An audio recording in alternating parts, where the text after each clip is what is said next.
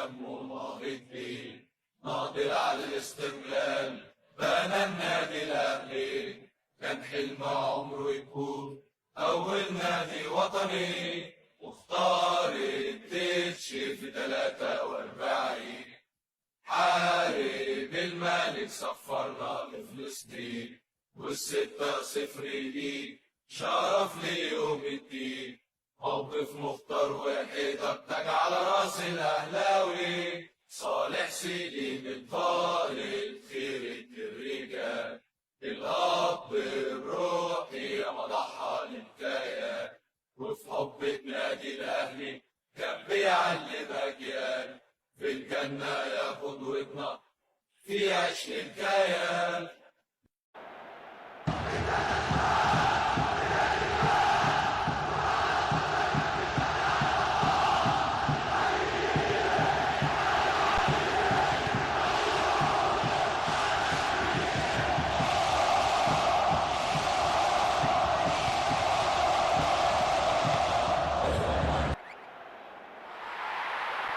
عمر لطفي ده محامي وكان سوي، حارب الاحتلال وكان مماغط فيه، ناضل على الاستقلال بنى النادي الاهلي، كان حلم عمره يكون اول نادي وطني، واختار التتش في 43.